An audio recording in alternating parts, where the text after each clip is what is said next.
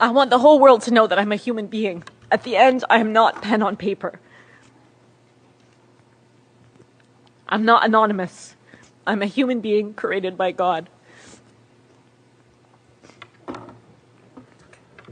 Thanks. He then asks a question that I'm going to pose to you. Why aren't Palestinians the ones speaking for our cause? Why are we not there and able to speak? The Palestinian people, the people in Gaza. Why not me? Why not my neighbor? Why not my colleague? Our Palestinian colleagues are not here today because the systems we currently exist in don't recognize the value of Palestinian life. I'm going to end by some reflections from myself and my colleagues who recently came back from Gaza. I'm speaking to you today both as a member of civil society and as a healthcare worker who has witnessed firsthand the death and destruction inflicted upon the Palestinian people.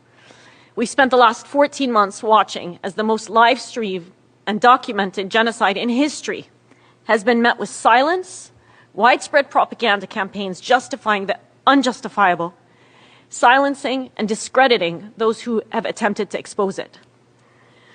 The eyewitnesses that have made it out alive consistently reported crimes that in any other context would have led to sanctions.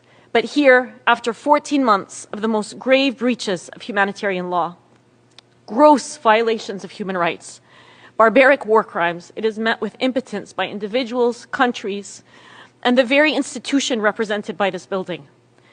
One day, someone will dig up the records of our testimonies, pleading for 14 months.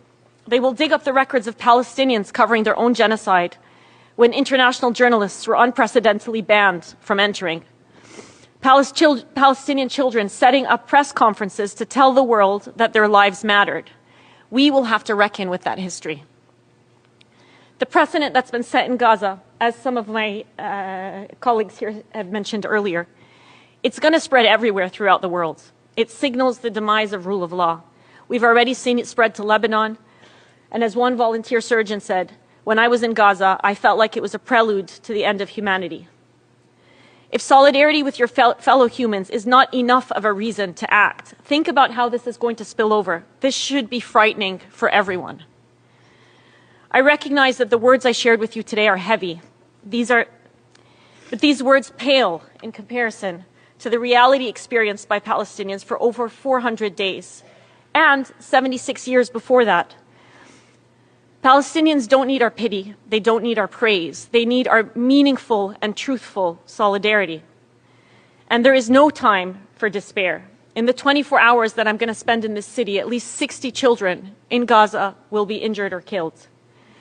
I recognize that many of you here, by virtue of being here today, are already convinced of the need to act.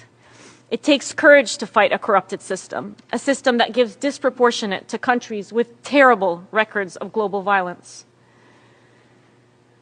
Today, as all of us sit here in the comfort of safety, Dr. Hussam Abu Safi is in Kamal Adwan Hospital, just discharged from the intensive care unit after he was injured by an Israeli strike.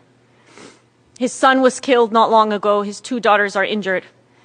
And yet he continues steadfastly to provide care for his patients. He said a few days ago, we will continue to provide this service at any cost to ourselves. The courage and action by Palestinian healthcare workers in the face of this genocide presents an exemplary model for all of us.